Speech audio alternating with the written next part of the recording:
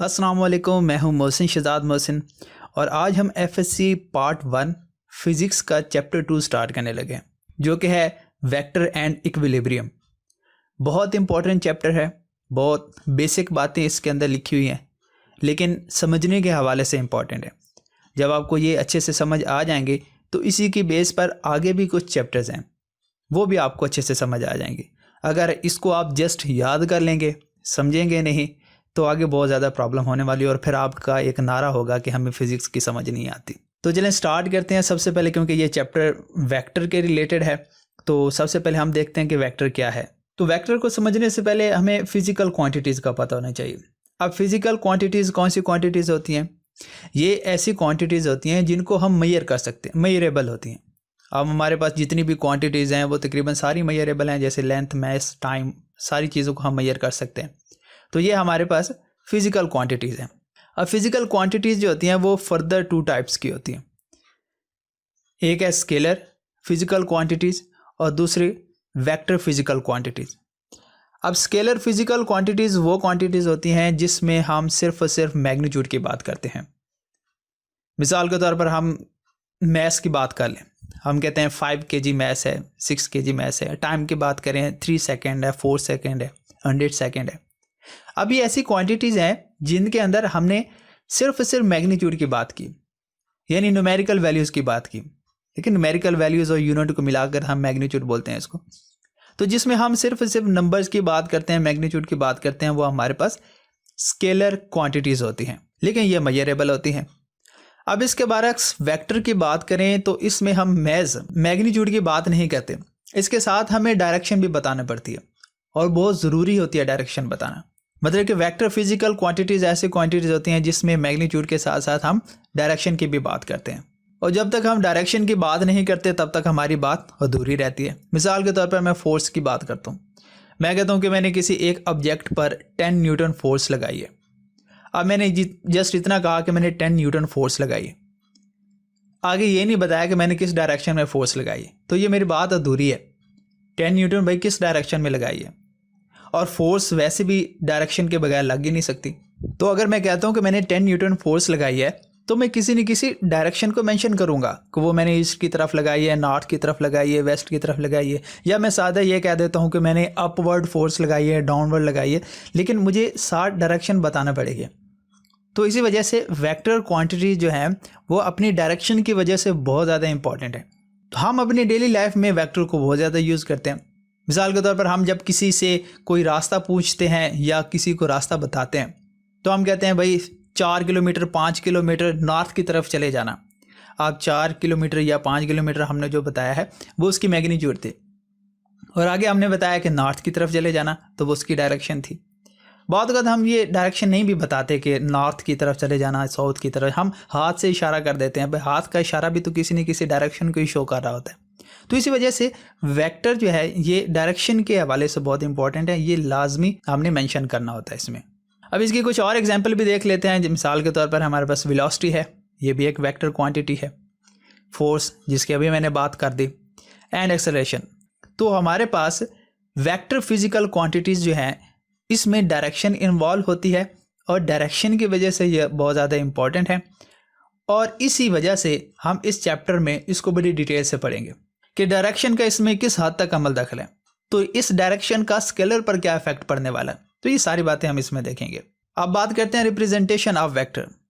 अब देखिए जितनी भी हमारे पास फिजिकल क्वांटिटीज़ होती हैं उन सब क्वांटिटीज़ को हम सिंबल से रिप्रेजेंट करते हैं। मैस को एम से शो कर देते हैं, एरिया को कैपिटल ए से, एक्सेलरेशन को स्मॉल ए से, वेलोसिटी को स्मॉल वी से, वॉल्यूम को वी से, कैपिटल वी से, फोर्स को एफ से। मतलब कि सारी की सारी फिजिकल क्वांटिटीज़ जो हैं इनको हम सिंबल से रिप्रेजेंट करते हैं। अब वही सिंबल जो होते हैं ये स्केलर के लिए भी इस्तेमाल किए जाते हैं और वेक्टर के लिए भी किए जाते हैं, लेकिन हमें कैसे पता चलेगा कि ये जो हमने सिंबल लिखा है ये स्केलर के लिए लिखा है या फिर वेक्टर के लिए लिखा है? क्योंकि स्केलर और वेक्टर में डिफरेंस है, उसमें डायरेक्शन होती है वेक्टर के अंदर, स्केलर में वो नहीं होती। तो उस डिफरेंस की वजह से हम वेक्टर की रिप्रेजेंटेशन को थोड़ा सा डिफरेंट बना देते हैं। हम क्या करते हैं कि बोल्ड फेस करैक्टर इस्तेमाल करते हैं। जैसे मैंने आपको बताया कि वेलोसिटी वेक्टर क्वांटिटी है तो हम उसको बोल्ड लिखेंगे तो सिंबल ही, लेकिन हम उसको बोल्ड लिखेंगे। फोर्स है उसको भी बोल्ड कर देंगे, एक्सेलरेशन है, डी है, ये हम सबको हम बोल्ड फेसेस में लिखेंगे। या फिर इसका दूसरा तरीका ये होता है कि हम उनके ऊपर एरो लगा देंगे, एरो हेड लगा देंगे। ये एरो इसके ऊपर भी लगा सकते हैं, हम इसके नीचे भी लगा सकते हैं। एरो के अलावा हम जस्ट एक लाइन भी इसके ऊपर लगा सकते हैं और नीचे भी लगा सकते हैं। तो इस तरह से हम एक वेक्टर को एक स्केलर से डिफरेंट बना सकते हैं। तो जहाँ कहीं भी v लिखा होगा और उसके ऊपर एरो होगा तो हमें पता चल जाएगा कि यहाँ पर ये एक वेक्टर क्वांटिटी को रिप्रेजेंट कर रहा है। ये इसकी सिंबॉलिकली रिप्रेजेंटेशन होती है। और करते किस तरह से हैं, या तो हम लेटर को बोल्ड कर देते हैं या फिर एरो लगा देते हैं। अब बुक वाला क्या करेगा, हमेशा वेक्टर को बोल्ड करेगा, क्योंकि बुक कंपोज की हुई होती है और कंपोजर के दौरान लेटर को बोल्ड करना बहुत आसान होता है। जस्ट सेलेक्ट करके कंट्रोल बी कर देना होता है और ये बोल्ड हो जाते हैं। जबकि एरो लगाने के लिए उनको इक्वेशंस में जाकर उसमें एरो लगाने पड़ते हैं और वो थोड़ा सा लंबा प्रोसेस होता है। इस वजह से वो इस चीज़ को प्रेफर नहीं करता, वो आसानी की तरफ जाता है और जस्ट लेटर को बोल्ड कर देता है। जबकि हम जब पेपर में लिखेंगे या वैसे जब हम लिखते हैं पेज के ऊपर, तो हम ये नीचे वाला मेथड यूज़ करेंगे, हम एरो हेड लगाएंगे, क्योंकि हमारे लिए आसानी ये है तो हम भी आसानी की तरफ जाएंगे अगर बुक वाला आसानी की तरफ जा रहा है तो आपने क्या करना है, हमेशा वेक्टर को रिप्रेजेंट करने के लिए ऊपर एरो लगाना है। और याद रहे कि ये एरो बहुत इंपॉर्टेंट होता है। अगर आप एरो नहीं लगा रहे, इसका मतलब है कि आप स्केलर की बात कर रहे हैं। आप फोर्स के ऊपर एरो नहीं लगाते, आप फोर्स को स्केलर बना रहे हैं और फोर्स स्केलर नहीं है। और बाद बात इसका इफेक्ट भी बड़ा पड़ता है आपके मार्क्स के ऊपर, मार्क्स कट भी जाते हैं। तो इसी वजह से एरो का आपने खास क्या रखना है और बोल्ड नहीं करना, क्योंकि जब हम बोल्ड करेंगे तो एक तो हमारा टाइम वेस्ट होगा, ऊपर से वो पेज भी ख़राब हो जाता है। तो हम प्रेफर करेंगे ज़्यादा ऊपर एरो हेड लगाएंगे। अब ये था इसका सिंबॉलिकली रिप्रेजेंटेशन। अब अगर हम इसको ग्राफिकली रिप्रेजेंट करना तो क्या करते हैं, ग्राफिकली रिप्रेजेंट करने के लिए हम लाइन सेगमेंट के ऊपर एक एरो हेड लगा देते हैं। अब ग्राफिकली का मतलब क्या होता है, अगर हमने ड्रॉ करना हो वेक्टर को, ठीक है, और वेक्टर को जब हम ड्रॉ करते हैं वो इस तरह से ड्रॉ करते हैं, मतलब कि एक एरो से बना, तीर बना देते हैं।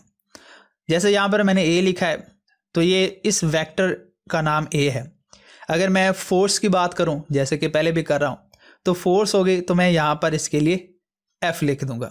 जैसे मैंने बात की ना कि हम किसी डायरेक्शन में लगाते हैं तो डायरेक्शन के लिए हम एरो इस्तेमाल करते हैं। वैसे भी डायरेक्शन के लिए हम एरो इस्तेमाल करते हैं, हम अपनी डेली लाइफ में इसको जगह जगह देखते हैं।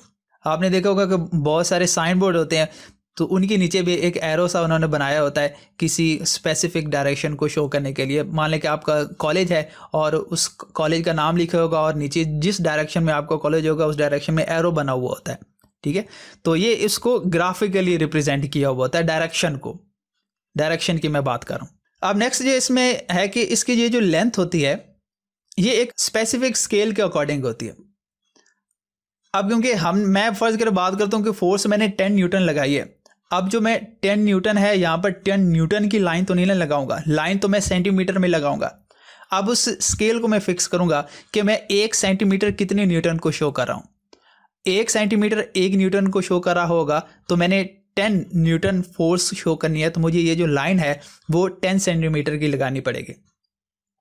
तो बाद बात हम फोर्स बहुत ज़्यादा होती है जिसको हम शो कर रहे होते हैं, तो हम इतनी बड़ी लाइन नहीं लगा सकते, हमारे लिए पॉसिबल नहीं होता। तो ऐसी सिचुएशन में हम क्या करते हैं कि 1 सेंटीमीटर के अंदर बहुत ज़्यादा न्यूटन की बात कर लेते हैं। मिसाल के तौर पर मैं कहता हूँ कि 1 सेंटीमीटर जो है ये 5 न्यूटन को शो कर रहा है। तो मुझे अगर 10 न्यूटन की बात करनी है तो मैं जो लाइन लगाऊंगा वो 2 सेंटीमीटर की लगा दूंगा, ठीक है, और साथ लिख दूंगा कि 1 centimetre is equal to 5 newton. तो 2 सेंटीमीटर की मैंने लाइन लगाई तो ये 10 न्यूटन को शो कर रहा है। तो इसी वजह से इसकी ये जो लेंथ होती है वो इस फोर्स की मैग्नीट्यूड को बता रही होती है कि फोर्स कितनी न्यूटन की लग रही है। आगे हम इसको मजीद भी देखेंगे। तो ये होता है इसका ग्राफिकल रिप्रेजेंटेशन। तो आज की क्लास में हमने क्या पढ़ा कि फिजिकल क्वांटिटीज़ कौन सी होती हैं, फिजिकल क्वांटिटीज़ की टाइप्स कौन सी हैं, स्केलर हैं, वेक्टर हैं, और फिर मजीद वेक्टर को हमने डिस्कस किया, उसकी सिंबॉलिकली रिप्रेजेंटेशन देखी और ग्राफिकली रिप्रेजेंटेशन देखी। नेक्स्ट लेक्चर हमारा बहुत ज़्यादा इंपॉर्टेंट है, रेक्टेंगुलर कोऑर्डिनेट सिस्टम। तो हमारे साथ बने रहिएगा। अल्लाह हाफिज़।